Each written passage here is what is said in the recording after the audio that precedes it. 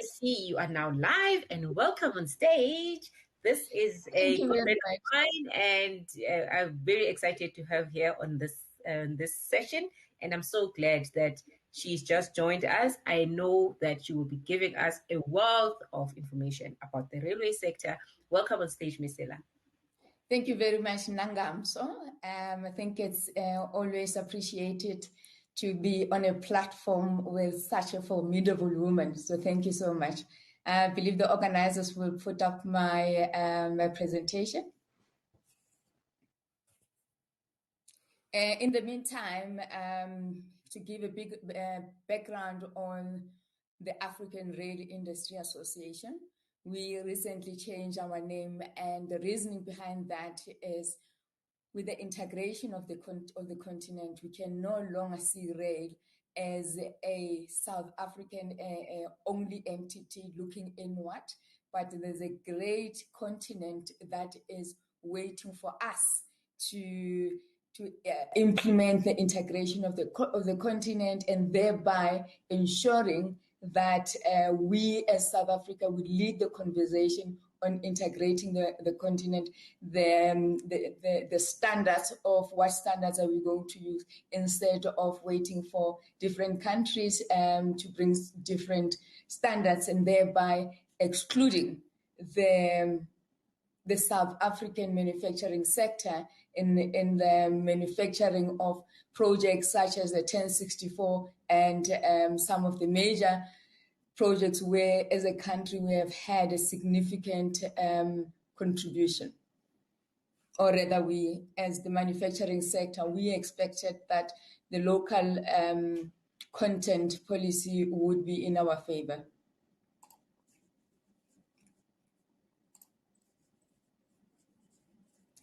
Can I have the presentation, please? There you go. My topic is third-party access, a key driver to sustainable railways. They gave me a fancy topic, and third-party access is something that is very close to my heart. So I'll be looking at sustainability, exactly what it is, and if the definition is correct. I'll be looking at the United Nations Sustainable Goals. This will also give us a direction in South Africa and the continent on the direction of rail, where we're supposed to be. Looking at the rail reform, the historical background, directly linking it to third-party access, the practical implementation of third-party, and the South African reality.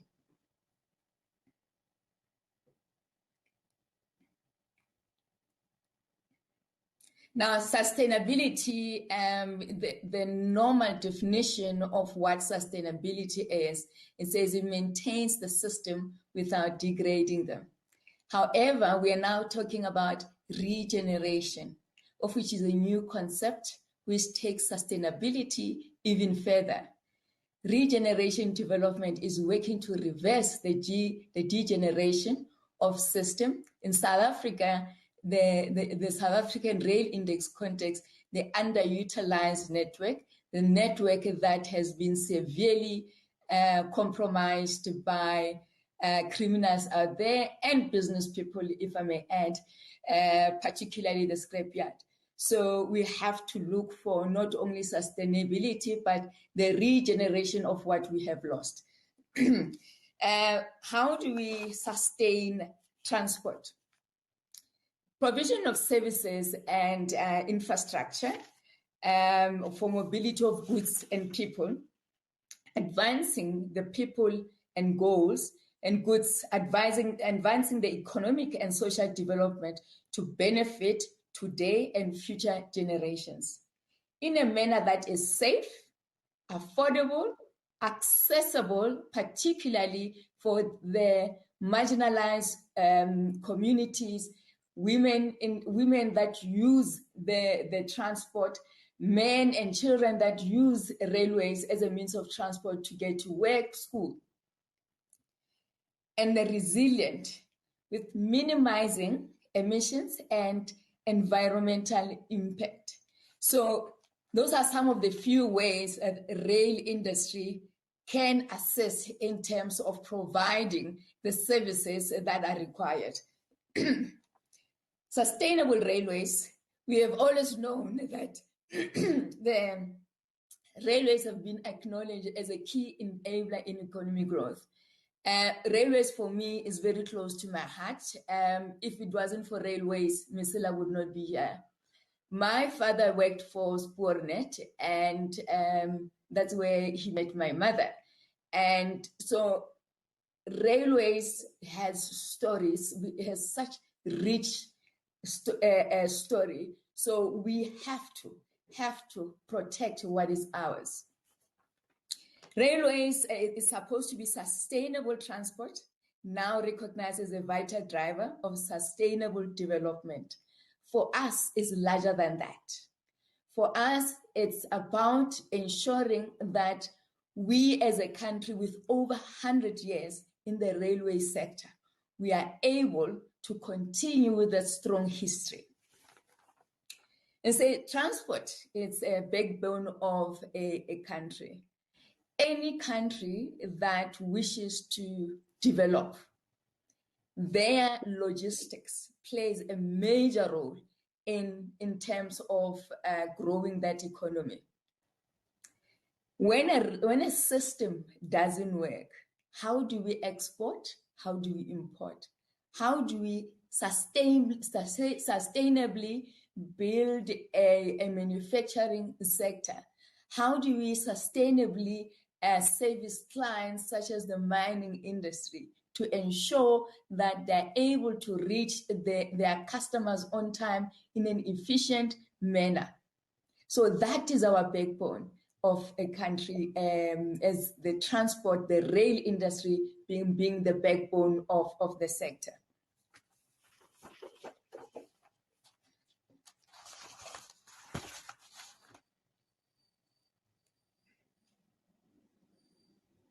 Now, this is a comparative rail density.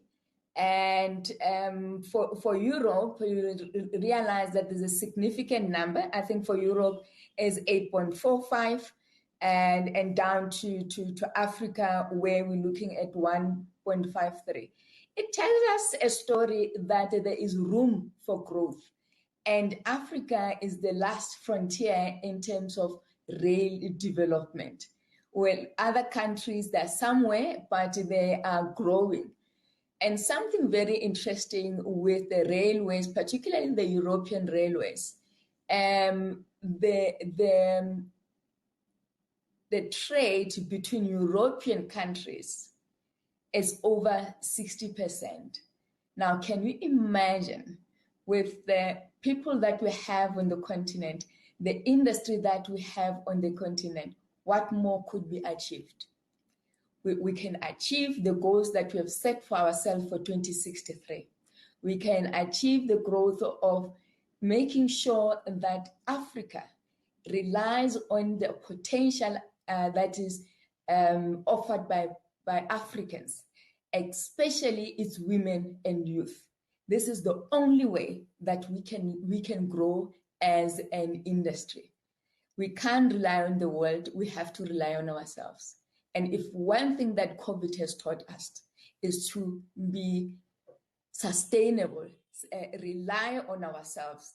So we cannot wait to be saved. We have to save ourselves. This is our country. We need to dictate what the terms are, and not allow people going from the east, from the west, to come to South Africa, and therefore disadvantaging the South African economy and actually creating jobs in their countries.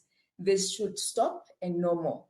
But we as an industry, we need to be serious about that. We can't wait for government, RSR, or any other organization out there. This is our country. This is our sector. We need to work together to ensure that we protect what is ours.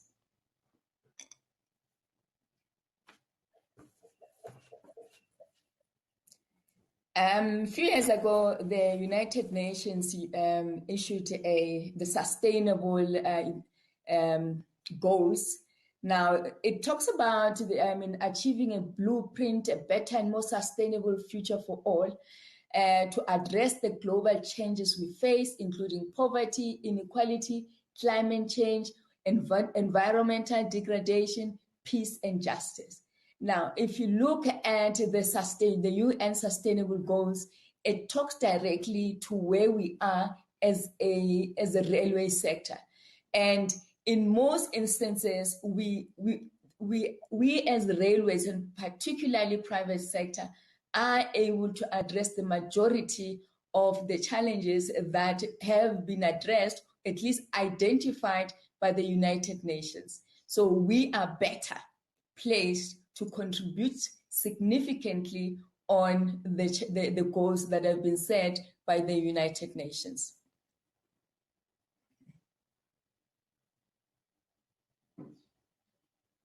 Now, some of the goals include decent work and economic growth.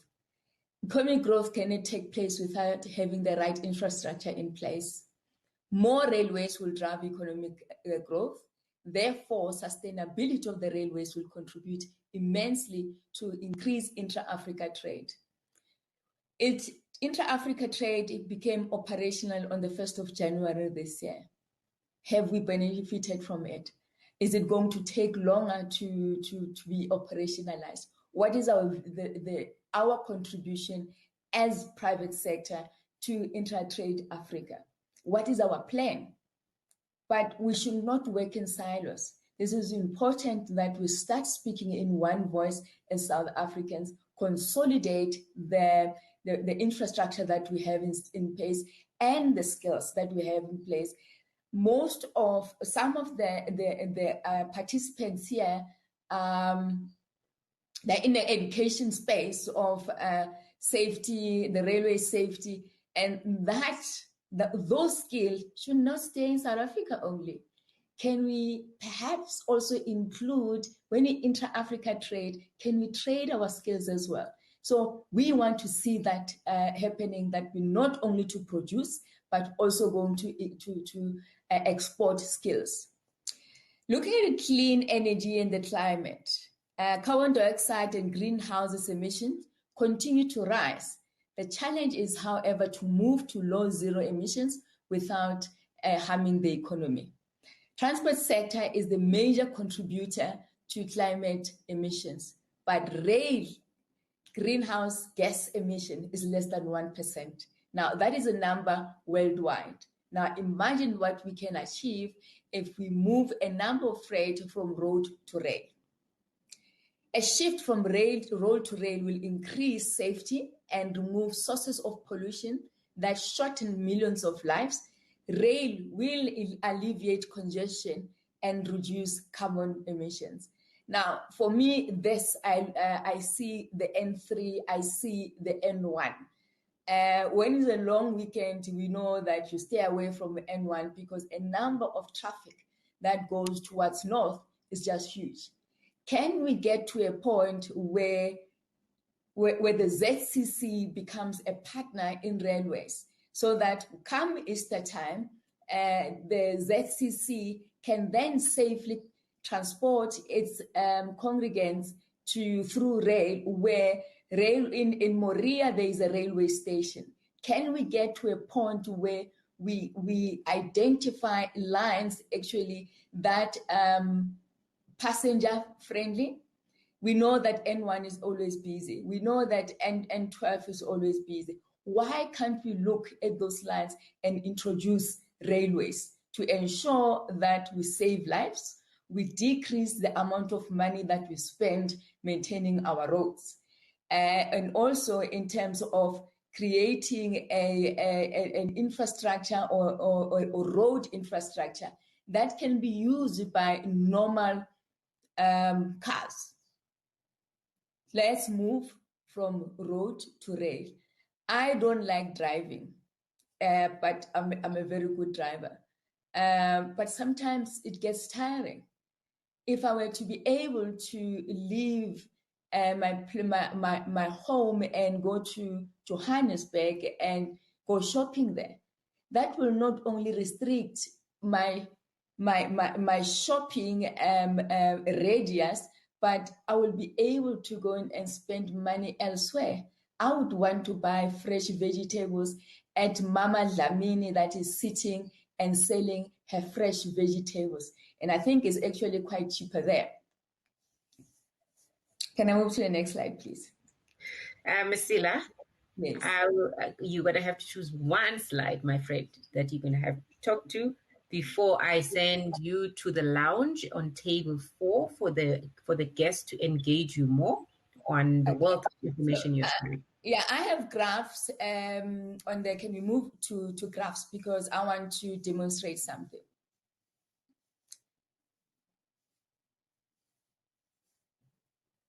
Okay, now this is the South African network. Can you one slide up? 36,000 kilometers in stretch, 23,000 route kilometers. To replace it, it will cost us 1.5 trillion rands, which is an equivalent to that of Germany. So this is how big our railway sector is. Next slide, please.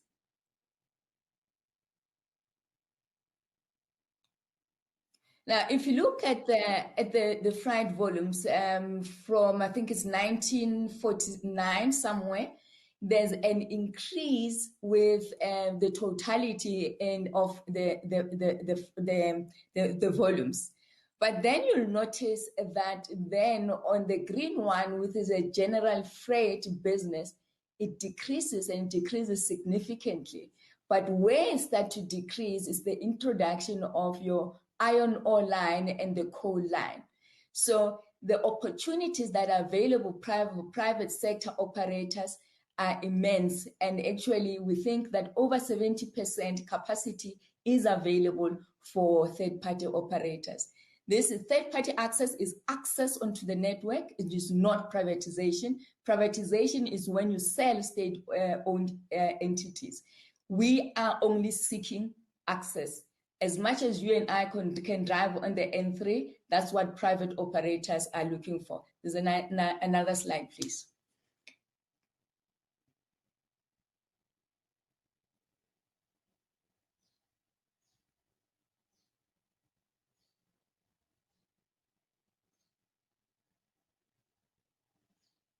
The general freight business, we know that there is a great underutilization, which does not only cost the infrastructure owner, but in general, as South Africans, we pay a lot of money for something that we don't use. So sustainable railways can only be achieved through third-party access. And I think we can move to the last slide. The other one, just one more up.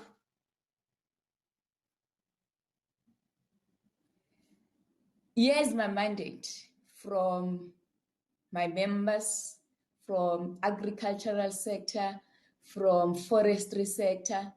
My mandate to you and to government is that what we seek is about continuity and sustainability against disruption and stagnation. It's about moving forward versus regressing. We have to safeguard what we have already achieved. We cannot put at risk what we have anymore. We cannot gamble our future away. And I would like to, just as the last one, I can show my little nice, beautiful baby. We used to travel by train from Springs to Joburg, and there were train stations, of which this is my message to PRASA. I would like to see Springs, Pollard Park, New Era, Scapenrust, Brakpan, Anzac, Apex, New Fontaine, Pinoni, Danswat, Boksburg East, Boksburg, East Rand, Angelo, Delmo, Germiston, President, Driehoek, Geldenhuys, Cleveland, Toronga, Denver, George Goch, GP, Ellis Park, Doornfontein, Johannesburg, Paki, Josma Winning. This is what I'm asking for. Can we work together? It is not only your responsibility as Transnet and BRASA. We are here. This is our country. The only thing that we have is to work together to ensure that railways survive. Thank you. Thank you, Mesela. Samira, I do agree. She is highly passionate. She's very, very passionate. And like Dr. Babila has said, I like it when practical solutions are being presented instead of theoretical ideas. The example around ZCC is quite a great one because it is a practical solution we can all relate to. There is one question, Mesela, that I'm going to ask you to respond to via text. There is a question from Vundo Baha. Please, can you pick up that question and respond via text? You also have an opportunity of engaging the audience further in the lounge on table 4. We've set up table 4 for you to engage your audience on various other questions that they may have or comments that they may have. I am going to swiftly then move